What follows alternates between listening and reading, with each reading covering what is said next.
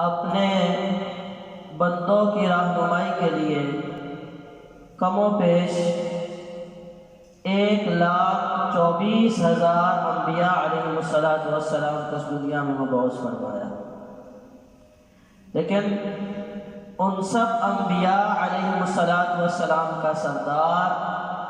اللہ رب العزت نے جناب نبی کریم صلی اللہ علیہ وسلم کو بنایا۔ پھر اللہ رب العزت نے حضور نبی کریم صلی اللہ علیہ وسلم کو بے شمار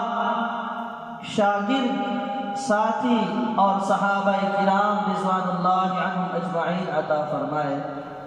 ان میں اللہ رب العزت نے سب صحابہ کرام کا سردار اور صحابہ کرام میں سے سب سے بڑی شان والا صحابی اللہ نے جناب ابو بکر صدیق رضی اللہ عنہ کو بنایا۔ ہم نے ایک نشست میں پہلے بھی کچھ تعارفی گفتگو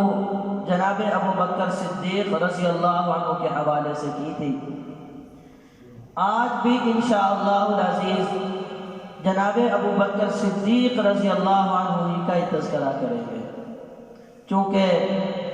یہ ماہ مبارک جناب ابو بکر صدیق رضی اللہ عنہ کے دنیا سے تشریف لے جانے کا ماہ ہے۔ اس میں حضرت رضی اللہ عنہ کی دنیا سے دوسرے جہان میں انتقال اور وفات ہوئی تھی۔ اللہ رب العزت نے جناب ابو بکر صدیق رضی اللہ عنہ کو اس قدر عظمت اور شان عطا فرمائی کہ اللہ نے خود بھی ابو بکر رضی اللہ عنہ کی تعریف فرمائی۔ اللہ کے پاک نبی صلی اللہ علیہ وسلم نے ابو بکر رضی اللہ عنہ کی تعریف فرمائی، فرشتوں نے ابو بکر صدیق رضی اللہ عنہ کی تعریف فرمائی، اپنے ساتھی اصحاب رضوان اللہ عنہم اجمعین نے ابو بکر صدیق رضی اللہ عنہ کی تعریف فرمائی، اور اللہ نے جناب ابو بکر صدیق رضی اللہ عنہ کو اس قدر خوبیوں سے نوازا تھا کہ کفار بھی ابو بکر صدیق رضی اللہ عنہ کی خوبیوں کا تذکرہ کیا کرتے تھے۔ اللہ رب العزت نے سورۃ توبہ کی آیت نمبر 40 میں جناب صدیق اکبر رضی اللہ عنہ کی تعریف فرمائی اور تذکرہ فرمایا، اور جناب ابو بکر صدیق رضی اللہ عنہ کے صحابی ہونے کا سرٹیفکیٹ عطا فرمایا۔ اس واسطے تو امت کا یہ عقیدہ ہے کہ جو ابو بکر صدیق رضی اللہ عنہ کی صحابیت کا انکار کرے گا وہ اسلام سے خارج ہو جائے گا، کیونکہ ابو بکر صدیق رضی اللہ عنہ کی صحابیت وہ قرآن کریم سے ثابت ہے۔ اللہ رب العزت نے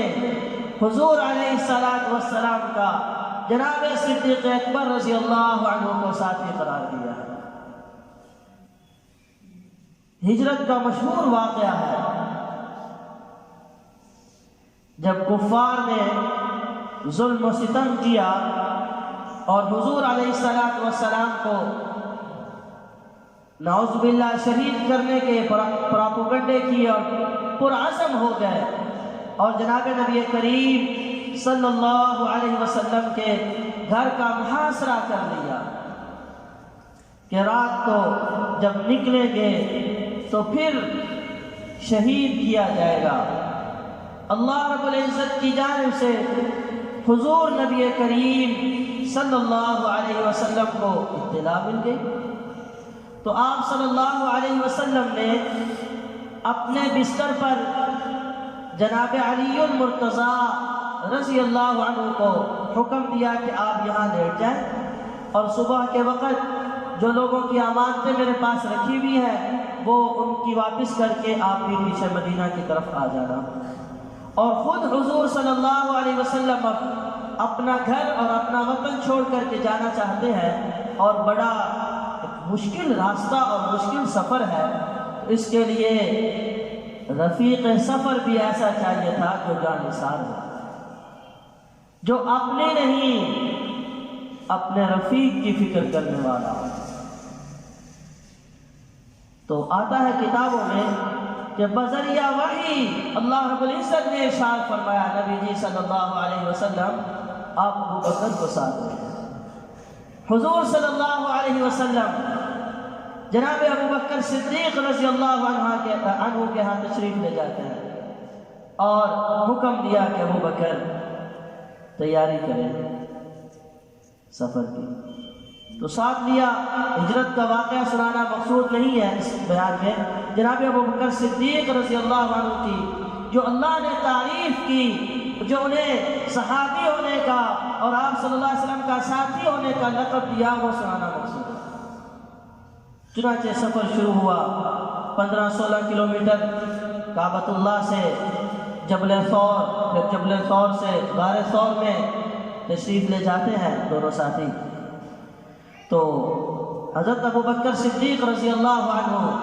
حضور نبی کریم صلی اللہ علیہ وسلم سے عرض کرتے ہیں کہ اے اللہ کے نبی صلی اللہ علیہ وسلم آپ یہاں ٹھہریے، میں ذرا غار کی صفائی بھی کر کے آتا ہوں اور اس کی دیکھ بھال بھی کر کے آتا ہوں۔ چنانچہ جناب صدیق اکبر رضی اللہ عنہ غار کے پاس تشریف لے جاتے ہیں۔ اب رات کا وقت ہے، آپ میں سے ماشاءاللہ اکثر بھائیوں نے حج یا عمرہ کیا ہوگا، دیکھی ہوگی وہ جگہ کہ وہاں بندہ کھڑے ہو کر تو کیا بیٹھ کر بھی اندر جانا مشکل ہے، لیٹ کر ہی داخل ہوا جا سکتا ہے۔ تو رات کی اندھیری میں اس غار میں داخل ہونا بھی بڑا مشکل تھا، لیکن ابو بکر صدیق رضی اللہ عنہ نے ہمت کی، کیونکہ محبت تھی نا، محبت انسان سے بہت کچھ کروا دیتی ہے۔ جناب نبی کریم صلی اللہ علیہ وسلم سے بے پناہ محبت تھی۔ اندر تشریف لے گئے، غار کی صفائی کی، اپنا عمامہ اتارا، اس کو پھاڑا، ٹکڑوں میں تقسیم کیا، جو غار کے سوراخ تھے ان سوراخوں کو بند کیا، پھر حضور علیہ السلام کی خدمت میں حاضر ہوئے اور اپنے کندھوں پہ اٹھا کر کے لے گئے، اپنے کندھوں پہ لے گئے۔ آج ہم ہر اس چیز کا اکرام کرتے ہیں جسے حضور صلی اللہ علیہ وسلم نے استعمال فرمایا یا آپ صلی اللہ علیہ وسلم کے آل نے اور اصحاب نے استعمال فرمایا۔ ابو بکر رضی اللہ عنہ وہ ہے جو اللہ کے پاک نبی صلی اللہ علیہ وسلم کے صحابی بھی ہیں اور اللہ کے پاک نبی صلی اللہ علیہ وسلم کی سواری بھی ہیں۔ اپنے کندھوں پہ اٹھایا، غار تک پہنچے، پھر غار میں داخل ہوئے اور غار کے سوراخ بند ہو چکے تھے، ایک ہی سوراخ باقی تھا۔ تو جناب ابو بکر صدیق رضی اللہ عنہ نے وہ جو ایک سوراخ باقی تھا اس کے اوپر اپنا پاؤں مبارک رکھا، ایڑی، اور حضور صلی اللہ علیہ وسلم چونکہ رات بھی تھی، سفر بھی کیا ہوا تھا، عرض کرنے لگے یا رسول اللہ صلی اللہ علیہ وسلم آپ میری گود میں تشریف رکھیں اور یہیں پہ آپ آرام کریں، سو جائیں۔ آپ صلی اللہ علیہ وسلم جناب ابو بکر صدیق رضی اللہ عنہ کی گود کو بستر بنائے ہوئے آرام فرما رہے ہیں۔ ابو بکر صدیق رضی اللہ عنہ آپ صلی اللہ علیہ وسلم کا چہرہ انور دیکھ رہے ہیں، چہرہ انور دیکھ رہے ہیں۔ پھر ایڑی پہ نان نے ڈسنا بھی شروع کر دیا۔ دیکھو نا، اب نان کا ایک دفعہ کا وار ہی انتہائی سخت ہوتا ہے، لیکن بارہا اس نے ڈسا۔ ابو بکر صدیق رضی اللہ عنہ نے اپنی پنڈلی اور اپنا پاؤں تک نہ ہلایا کہ کہیں ایسا نہ ہو کہ میری پنڈلی اور پاؤں کے ہلنے سے حضور نبی کریم صلی اللہ علیہ وسلم کی نیند خراب ہو جائے، نیند خراب ہو جائے، آنکھوں سے پانی بہنے لگا۔ اس پر حضرت ابو بکر صدیق رضی اللہ عنہ کی وہ گفتگو بڑی زبردست اس منظر کشی کرتی ہے، اور جناب ابو بکر صدیق رضی اللہ عنہ نے جو باتیں کی تھی ان میں سے ایک یہاں بڑی زبردست صادق آتی ہے۔ ایک دفعہ حضور صلی اللہ علیہ وسلم کی خدمت اقدس میں جناب ابو بکر صدیق رضی اللہ عنہ حاضر تھے، عرض کرنے لگے یا رسول اللہ صلی اللہ علیہ وسلم مجھے 3 چیزیں بہت ہی زیادہ پسند ہیں، 3 چیزیں میری پسندیدہ ہیں۔ جناب نبی کریم صلی اللہ علیہ وسلم نے ارشاد فرمایا اے میرے صحابی بتلائیے وہ کون سی 3 چیزیں ہیں جو آپ کو محبوب ہیں؟ چونکہ آپ صلی اللہ علیہ وسلم کو بھی تو ابو بکر صدیق سے بڑی مناسبت تھی نا۔ تو جناب صدیق اکبر رضی اللہ عنہ عرض کرنے لگے یا رسول اللہ، ان میں سب سے پہلی چیز یہ ہے النظر الی وجہ رسول اللہ صلی اللہ علیہ وسلم، میرا جی یوں چاہتا ہے کہ آنکھیں میری ہوں اور چہرہ اللہ کے رسول صلی اللہ علیہ وسلم کا، بس مجھے یہ پسند ہے کہ میں ہر لمحہ آپ کو دیکھتا ہی رہوں۔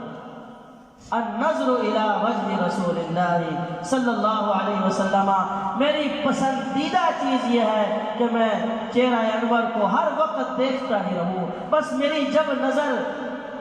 کچھ دیکھے تو محبوب صلی اللہ علیہ وسلم ہی کو دیکھے۔ تو یہ غار میں ایسا منظر اللہ نے عطا کیا کہ جناب صدیق اکبر رضی اللہ عنہ ہے اور اللہ کے نبی صلی اللہ علیہ وسلم ہے اور اپنی گود میں لیے ہوئے دیکھ رہے ہیں، ادھر سے ناک ڈس رہا ہے۔ یہاں اب دیکھیں نا، ابو بکر صدیق رضی اللہ عنہ کو ناک نے ڈسا، ایک دفعہ نہیں بار بار ڈسا،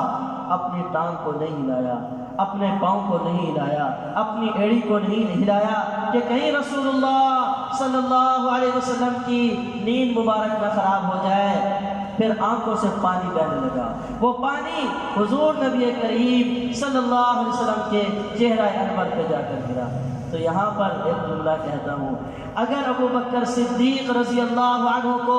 اس چیز کا احساس ہو جاتا نا کہ میری آنکھوں سے پانی بہہ رہا ہے، رب کعبہ کی قسم ابو بکر کبھی پانی کو بہنے نہ دیتے۔ لیکن النظر الی وجہ رسول اللہ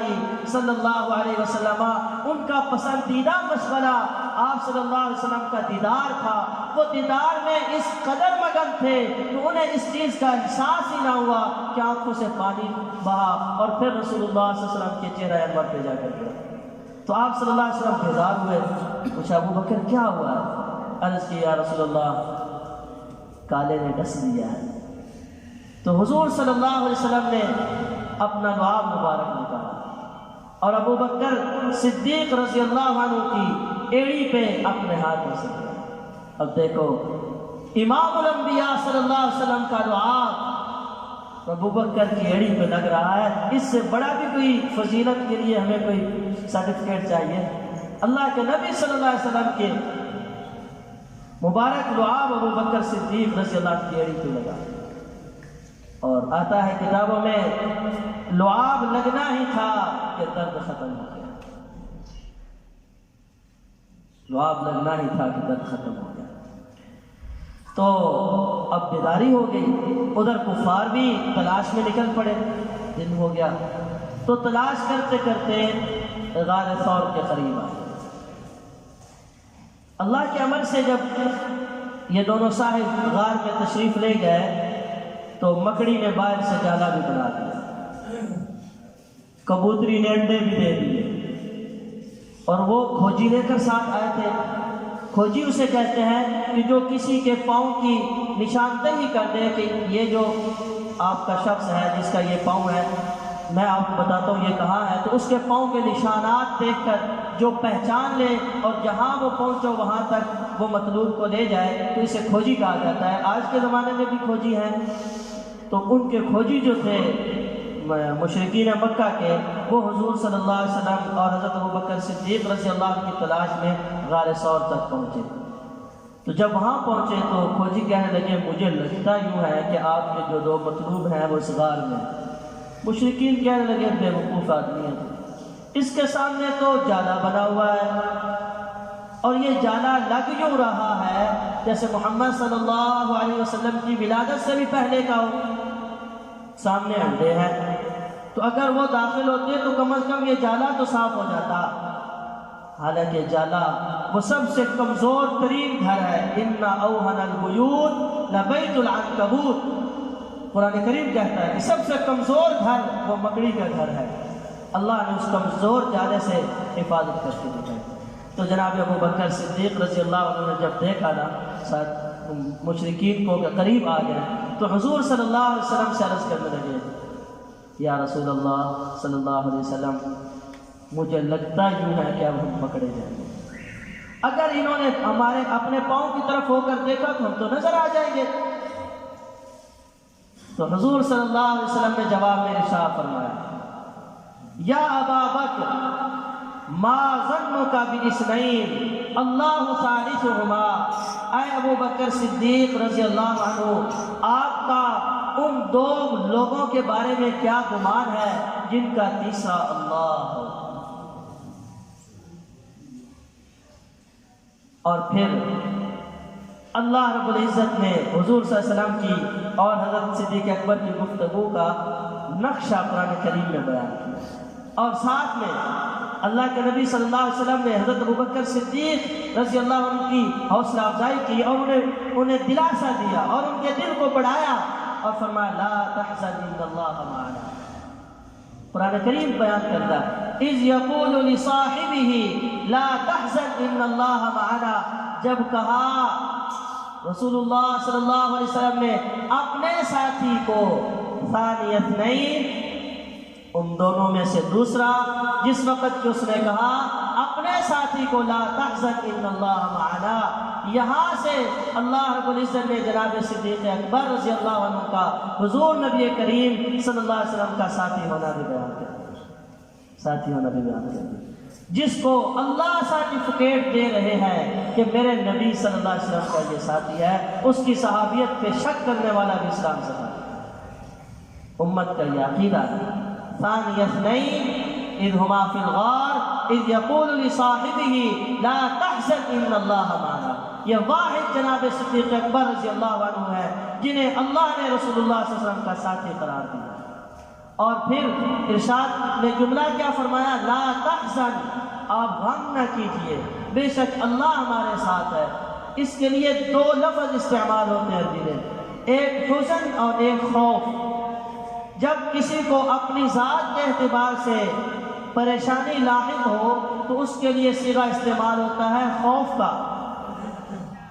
جیسا کہ قرآن کریم میں سورۃ طٰہٰ میں اللہ نے ارشاد فرمایا، جناب موسیٰ علیہ السلام، جناب ہارون علیہ السلام فرعون کو دعوت دینے کے لیے گئے، لمبا واقعہ ہے، تو پھر وہاں پر جناب ہارون علیہ السلام تھوڑے سے گھبرائے،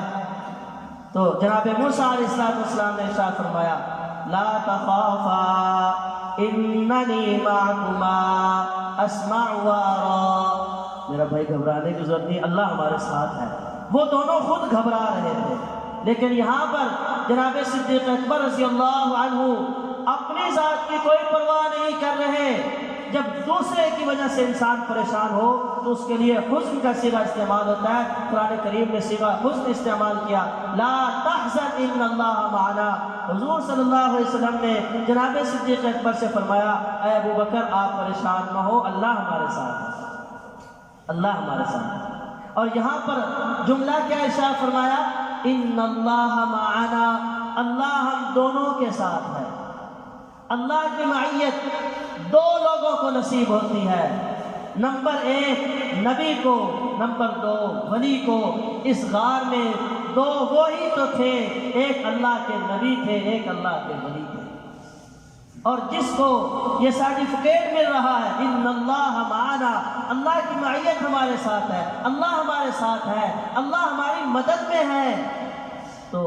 میرے محترم بھائی اور دوستو، اس سے بڑی بھی کوئی فضیلت چاہیے۔ جب موسیٰ علیہ السلام اپنے لشکر کے ساتھ فرعون سے بھاگ کر جا رہے تھے تو آگے سے بحر قلزم دریا آ گیا، تو جناب موسیٰ علیہ السلام اور ان کے ساتھی پریشان ہو گئے کہ اب پیچھے فرعون ہے، آگے دریا ہے، اب پکڑے جائیں گے۔ تو موسیٰ علیہ السلام نے اپنے ساتھیوں سے کہا ان ربی معی سیہدین، میرا رب میرے ساتھ ہے۔ وہاں یوں نہیں کہا تھا اللہ ہم سب کے ساتھ ہے، فرمایا ان معی ربی سیہدین، بے شک میرا رب میرے ساتھ ہے۔ اور یہاں اللہ نے فرمایا ان اللہ معنا، اللہ ان دونوں کے ساتھ ہے، چونکہ ایک اللہ کے نبی ہیں اور ایک اللہ کے ولی ہیں۔ اس سے بڑی فضیلت بھی کوئی چاہیے؟ حضرت ابوبکر صدیق رضی اللہ عنہ، یہ تو ان کا مقام اللہ کی نظر میں، اللہ نے نمبر 1 انعام کیا دیا؟ رسول اللہ کے صحابی ہونے کا سرٹیفکیٹ دیا۔ قیامت تک قرآن پڑھا جائے گا، ابو بکر صدیق رضی اللہ عنہ کی تعریف قیامت تک ہوتی رہے گی۔ نمبر 2، اللہ رب العزت نے جناب ابو بکر صدیق رضی اللہ عنہ کو فرمایا کہ اللہ کی معیت جیسے نبی کے ساتھ ہے ویسے ابو بکر کے ساتھ۔ ایک ہی صیغہ بیان فرمایا نا، ان اللہ معنا، بے شک اللہ ہمارے ساتھ ہے۔ ہم میں ابو بکر کے ساتھ اللہ کے نبی صلی اللہ علیہ وسلم کے ساتھ جناب ابو بکر رضی اللہ عنہ بھی تھے۔ جیسی اللہ کی مدد حضرت نبی کریم صلی اللہ علیہ وسلم کے ساتھ تھی، ویسی ہی اللہ کی مدد جناب صدیق اکبر رضی اللہ عنہ کے ساتھ بھی تھی۔ انشاءاللہ آئندہ جمعے میں ہم حضرت